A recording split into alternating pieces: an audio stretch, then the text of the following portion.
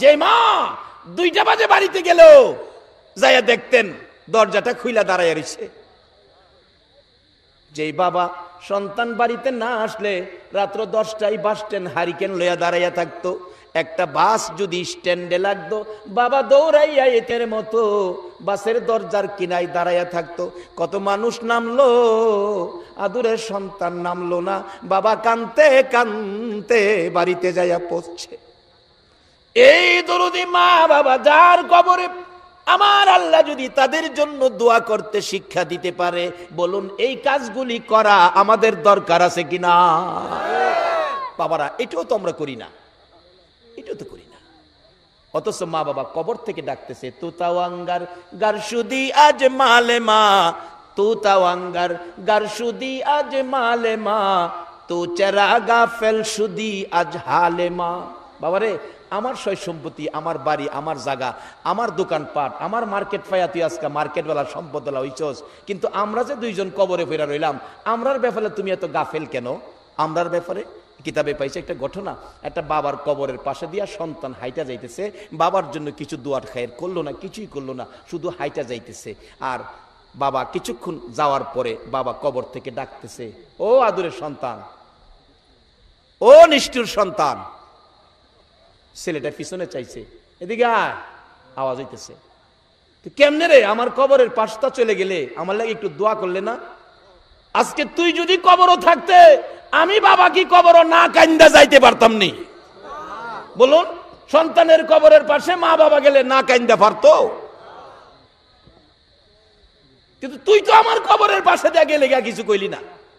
অথচ আল্লাহ নিজে দোয়া শিখাইয়া দিছে মা বাবার উদ্দেশ্যে, রব্বির হামহুমা কামা রাব্বায়ানি। বলতেছিলাম, যেই কবরস্থানে বিচ্ছু কবর ভরে গেছে, আল্লাহর ওলি বলেন এই কবরেই লাশটা দিতে হবে। ও বাবা যুবক, তোমরা সাবধান হও। দেখো, বাস্তব দেখাইতেছেন আল্লাহ, কবরের লাশটা শুয়ানের সাথে সাথে বিচ্ছুগুলো কাফনের কাপড়ের উপরে দিয়েই কামড়াইয়া হাড্ডিগুলো জোড়া জোড়া খুলতেছে। এই বিপদের ঘর আমাদের প্রত্যেকের সামনে আছে কিনা? ওই ঘরে যাওয়ার আগে আমরা নবীর কথা মাইন্না কিছু আমল করি, আর সাথে সাথে কবরে যারা আছে তাদেরকেও বিপদ থেকে বাঁচাই।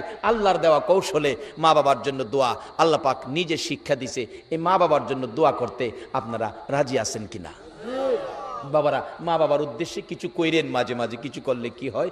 এক আল্লাহর অলির জীবনীতে দেখি, আল্লাহর অলি কবরের পাশে দিয়ে হাইটা যাইতেছে। কবরস্থানের পাশে রাস্তা, এরকম রাস্তা কবরস্থানের পাশে দিয়ে আসে না?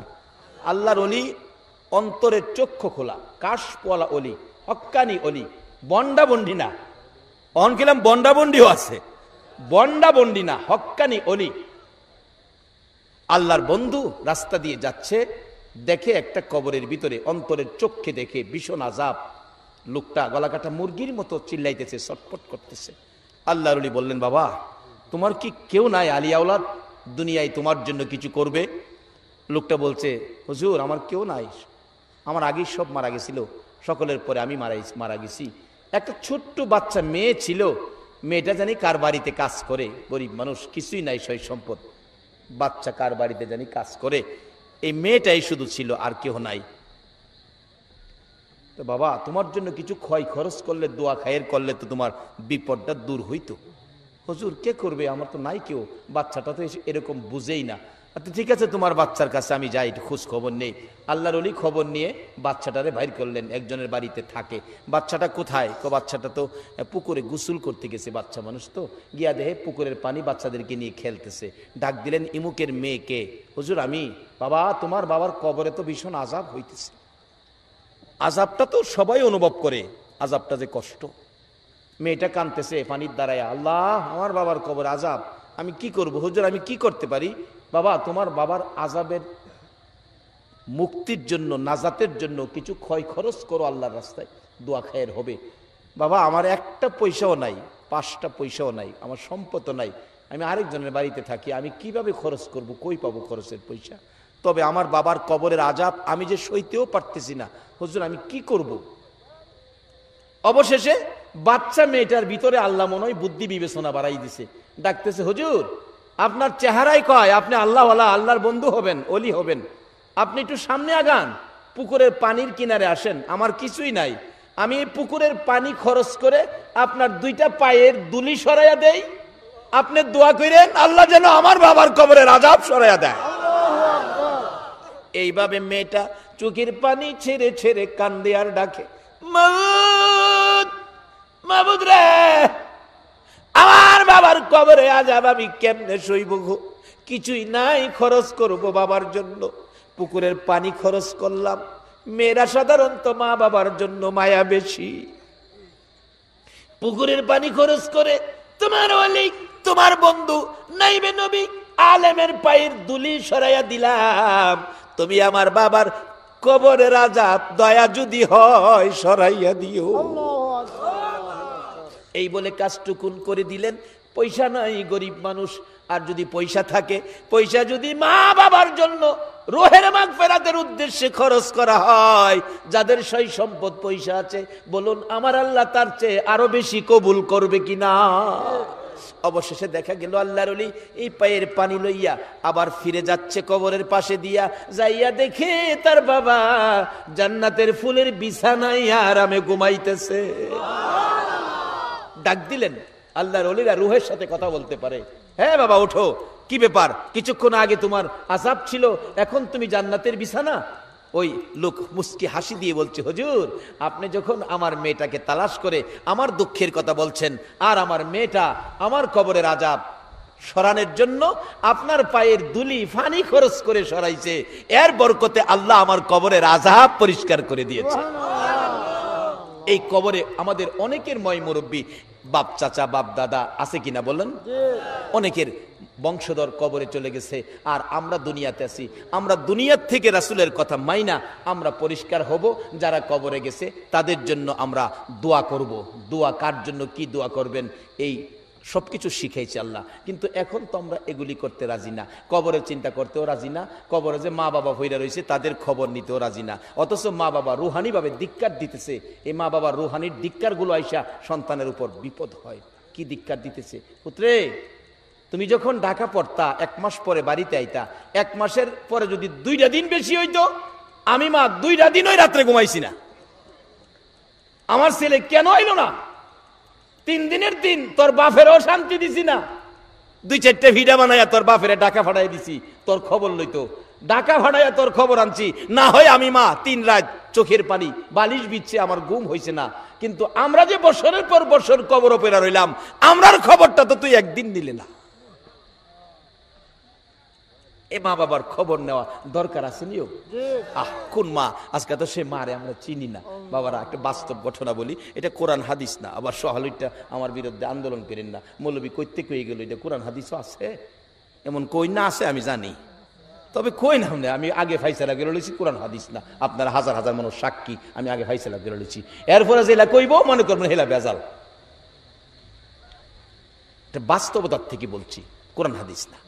এক বেচারা ধনী মানুষ, ছেলেরা বড় বড় অফিসার, মার্শাল্লাহ ঢাকায় থাকে, চাকরি বাকরি কইরা এমনে হেমনে আছে না। এক বেচার এক ফুলা 7,000 টাকা মাসে বেতন পায়, 12,000 টাকা বাসা ভাড়া দেয়। বাবা এই গ্রামের বাড়িতে সরল মানুষ তো বইয়া গপ্প করে, আমার ফুলা 7,000 টাকা চাকরি করে, 12,000 টাকা বাসা ভাড়া দেয়, 25,000 টাকা মাসে আমারে দেয়। তো আরেকজন জ্ঞানী লোক জিগাই, চাচা তো এইটা পাহা কই, বেতন 7,000 বাহিতা আনে করতে, আমাদের ফুলাই কি চুরি করে? কয় না না না না করতে পা, কয় উফরি আছে, উফরি উফরি আছে। যাই হোক, উফরি টুফরি এমনি হেমনে কোটি কোটি টাকার মালিক, বাবারে গ্রামের বাড়িতে বড় লোক বানায় দিছে। রাজকীয় পরিবেশে বাড়িঘর জমি জামা কিন্ডা বা বইরে লাইছে। আর বাপ ও সরল মানুষ, বিকাল হইলেই বাড়ির সামনে বইয়া যেই যা ডাইকা বাও চা খায়া যাও, আর এটা যা দেখতাছ সব আমার গেলাম নিচে না হাত উপরে দিয়া সব আমার। আজ কিছু মানুষ আছে না না চাচা ঠিক হইতে জানি তো, এই হ্যাঁ সাল্লে ভানো দে কাল নাই কেন হুম খাক। তার বাইয়াসিন একটা মৌলবী গিয়ে হাতটাই নিয়ে ধরছে, ভাই সাহেব হাত নিচে না, মানে কি কোন খালি প্রত্যেক দিন সব আমার, কি আপনার? আমি হিসাব করে দেখছি আপনার কিচ্ছু নাই, কিচ্ছু নাই আপনার। আরে তোরে মৌলবী বানাইছি না, একটা ব্যাককল বানাইছি। মৌলবী বলে ব্যাককল, একজন নাইবে নবী রাস্তা দিয়ে হাইটা গেলে হাইটা যাওয়ার বরকতে 40 দিনের জন্য কবরের আযাব মাফ হয়। তো মৌলবীর ব্যাককল কইলে কি আর বড় ভাইয়ের লগে মৌলবী ঝগড়া করবো? মৌলবীকে বড় ভাই ব্যাককল করছে কোক, তাতে আপত্তি নাই, যদি কোনোদিন সুযোগ পাই বাইরে বুঝামু আমি ব্যাককল না বাইরে ব্যাককল। খালি কয় তার সব আমার, আসলে যে নিজের জন্য কিছুই করে নাই, আখেরাতের কোনো সদাই ভাই করে নাই।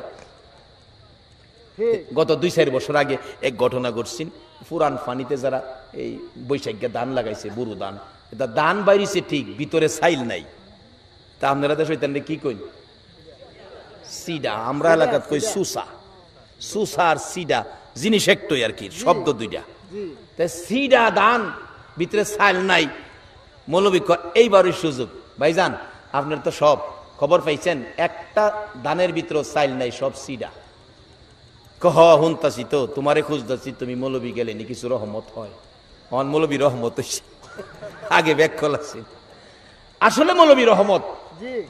নবী বলেছে হাদিস শরীফে, আল উলামাউ ওয়ারাসাতুল আম্বিয়া, নবীর ওয়ারেস উলামাগণ।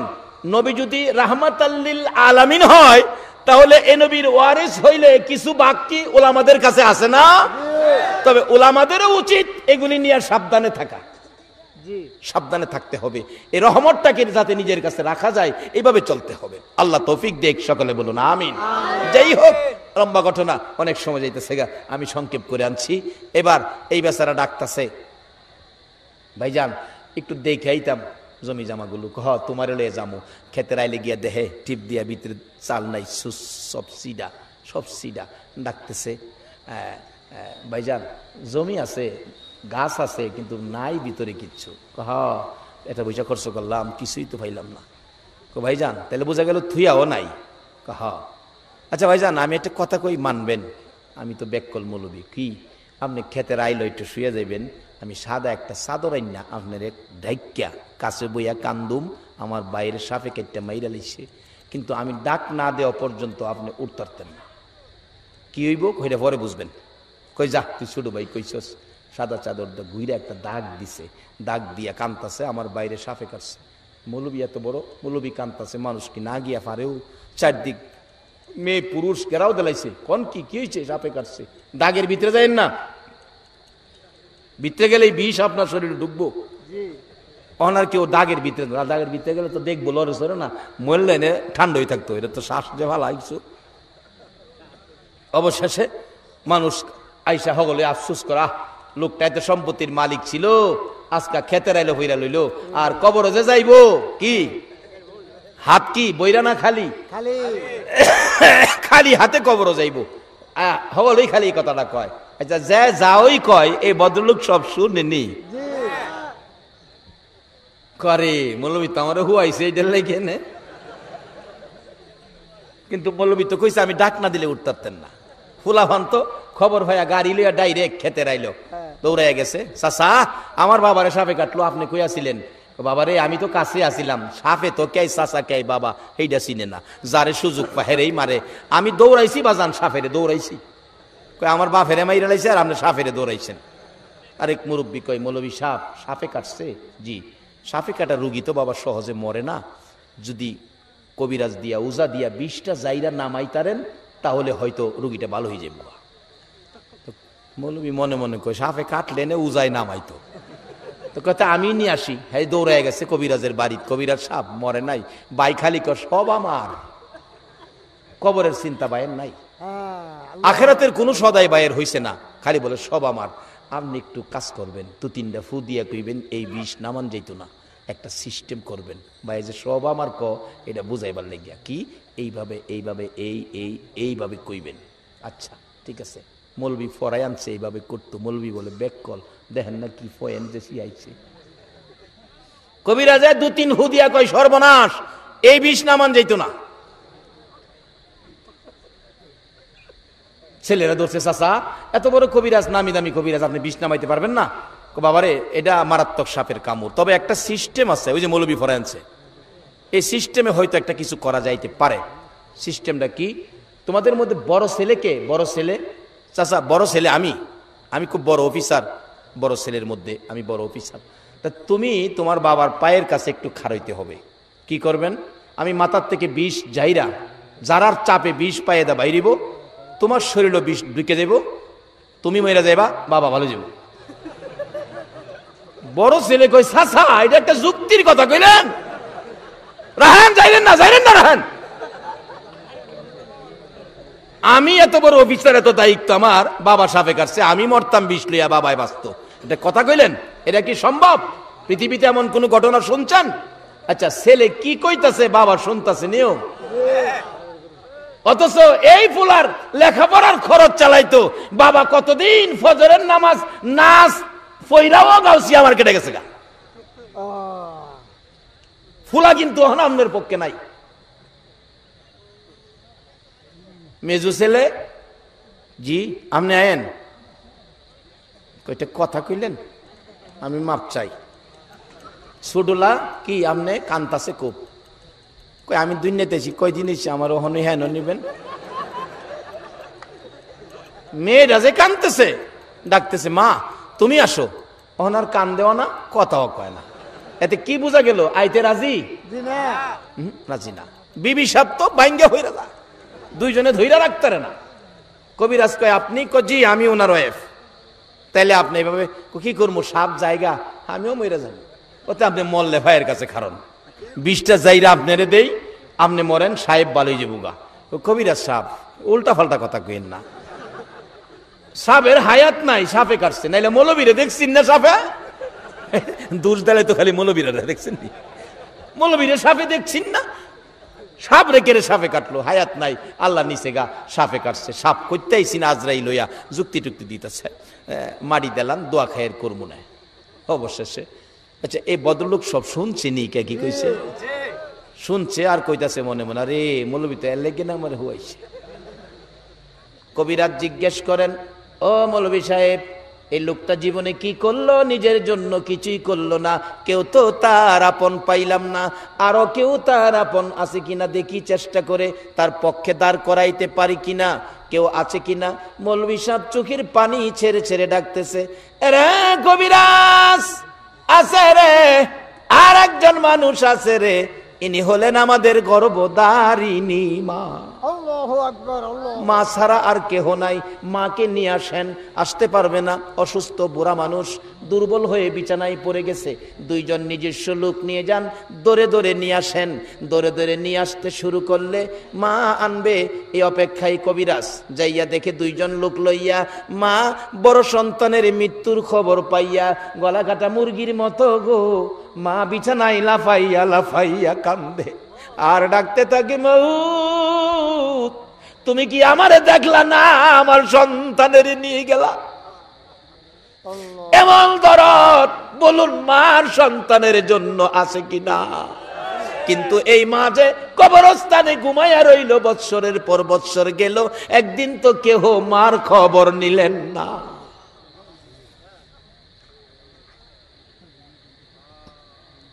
খবরও যাইলে খবর নিব, বাইর থাকলেই তো খবর না না।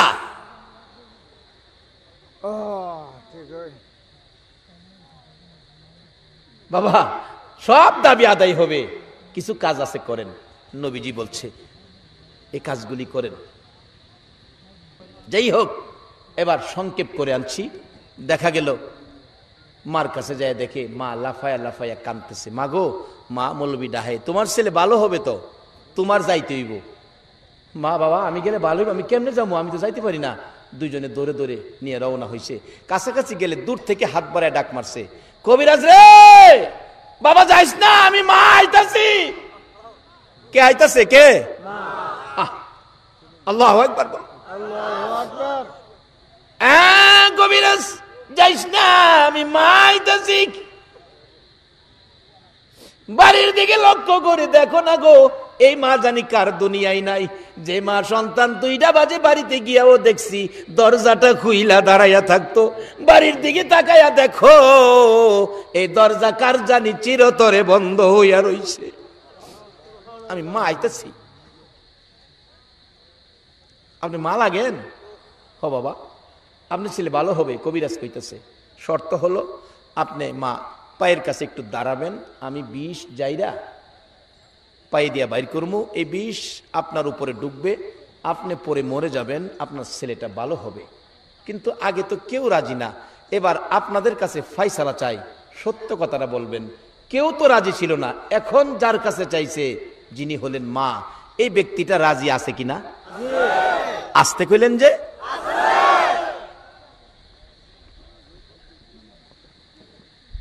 20 জাইরা আপনার উপরে দিব, আপনি মা মরে যাবেন, ছেলেটা ভালো হয়ে যাবে। একটা চিৎকার মারছে মা, কবিরাজ আমি মা রাজি আছি রে। এই মা বাবার জন্য কিছু করা বলুন দরকার আছে কিনা? আরে মা বাবার কথা মতো যে জন চলে না, বলুন মা বাবার কথা মতো যে জন চলে না, আল্লাহ নবীজির দয়া তারা পাবি না। হাইরে আল্লাহ নবীজির মা বাবাকে দুঃখ দিলে নামাজ রোজা যাই বিফলে, মা বাবাকে দুঃখ দিলে নামাজ রোজা যাই বিফলে, মার কলে যায় আঘাত দিলে খোদা সহে না, মার কলে যায় আঘাত দিলে খোদা সহে না, আল্লাহ নবীজির দয়া তারা পাবি না। হাইরে আল্লাহ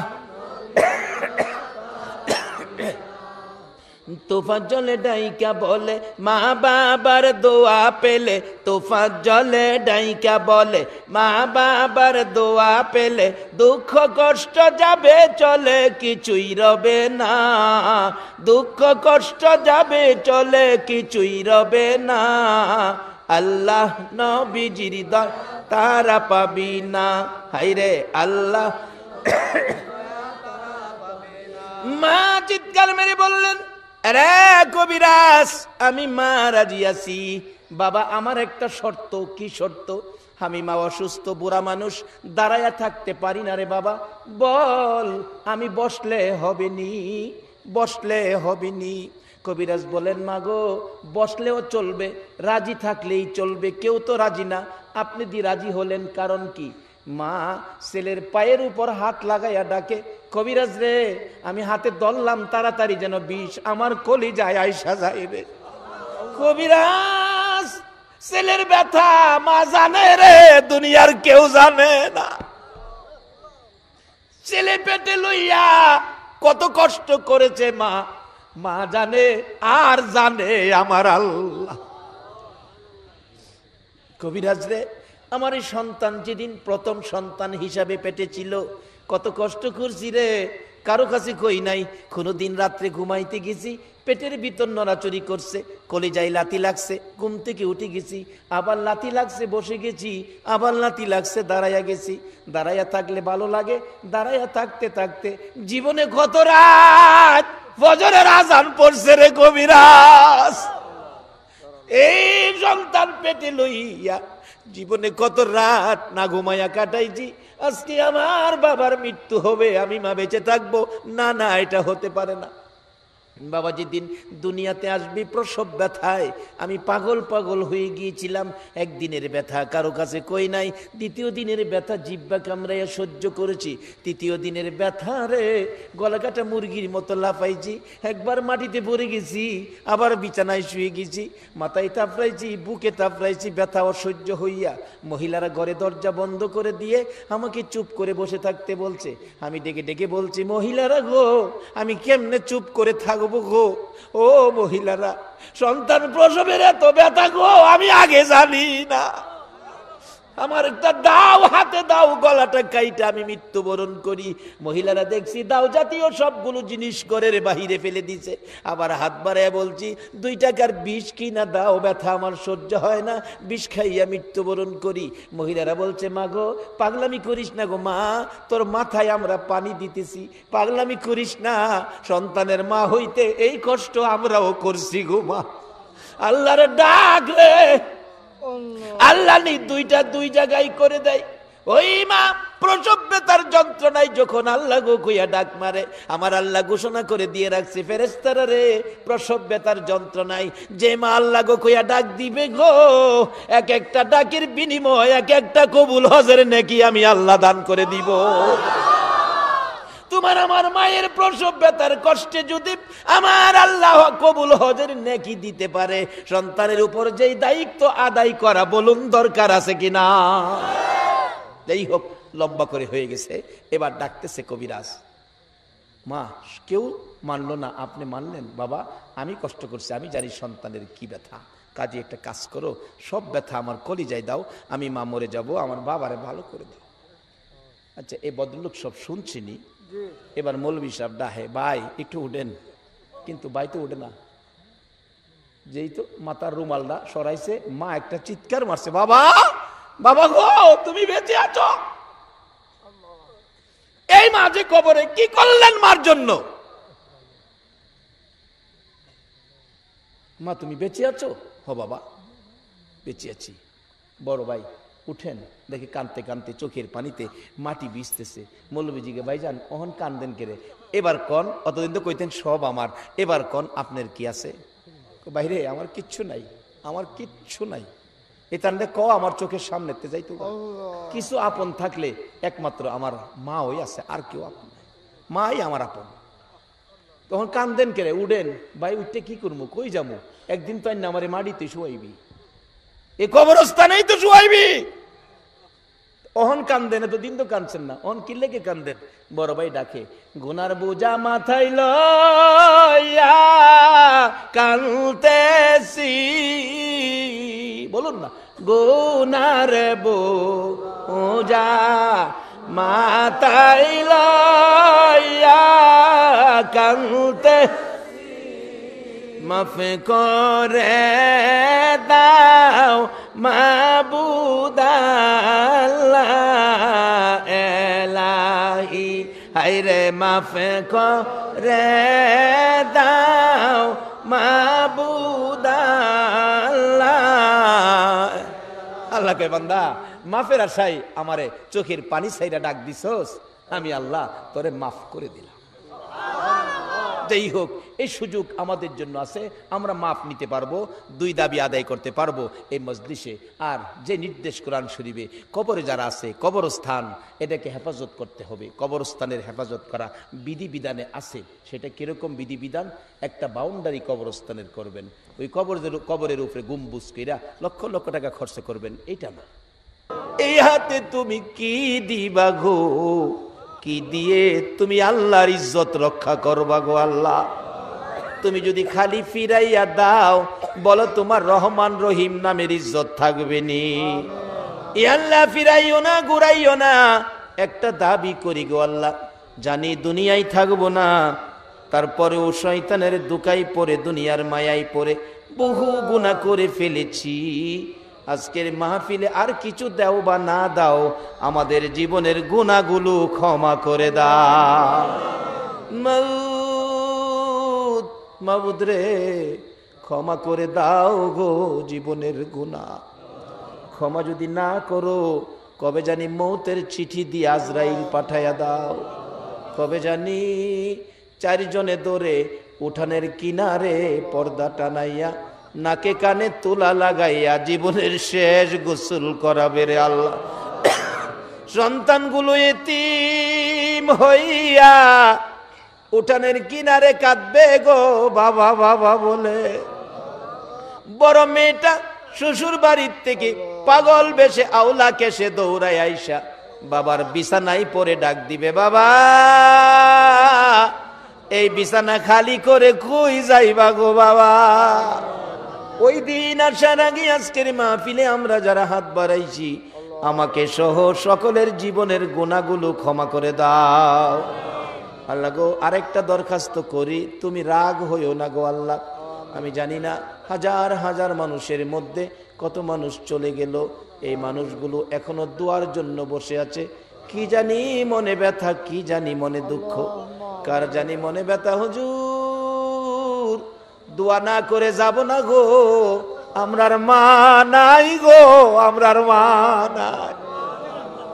কার জানি মনে ব্যথা, বাবা নাই রে, নাই দরদি বাবা দুনিয়ায় নাই। কে জানি হাত বাড়াইছে বাবার অভাবী, কে জানি হাত বাড়াইছে মায়ের অভাবী। এই অভাবীর হাত দেখলে তোমার মায়া লাগেনি গো আল্লাহ। আল্লাহ গো, মা যার কবরে, মার কথা কেমনে বলবো গো আল্লাহ?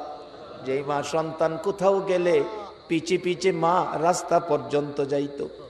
যত দূর সন্তানের গাড়ি দেখা যাইতো, মা রাস্তার কিনারে দাঁড়াইয়া এতিমের মতো তাকাইয়া থাকতো। এই সন্তান বাড়িতে আসবে খবর শুনলে রাত্র 12টা 1টাও যদি বাজছে, সারা গ্রামের ঘরের দরজা বন্ধ হইতো। মা দরদি দরজাটা খুইলা গো, বিনাইয়া বিনাইয়া কাঁদতো।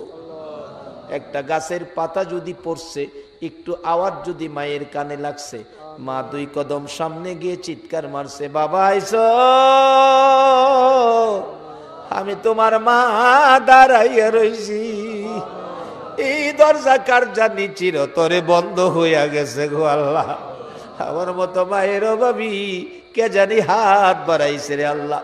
যার বাবা নাই বাবার অভাবী হাত বাড়াইছে। আর দেরি করো না, এই মুহূর্তে ওই সকল মা বাবার কবর জান্নাতের বাগান বানাইয়া দাও। আল্লাহ গো, মা বাবা যার দুনিয়াতে আছে হায়াত বাড়িয়ে দাও। মা বাবা কেমন জিনিস বুঝার তৌফিক ছেলে মেয়েদেরকে দান করে দাও। আল্লাহ দাদা দাদি নানা নানি শ্বশুর শাশুড়ি আলিয়া উলাদ বংশধর মই মুরব্বী পাড়া প্রতিবেশী খানদানবাসী মহব্বতী, খাস করে এই এলাকার জমিনের নিচে যত মোমেন মোমেনাত ঘুমিয়ে আছে, সকলের কবর জান্নাতের বাগান বানাইয়া দাও।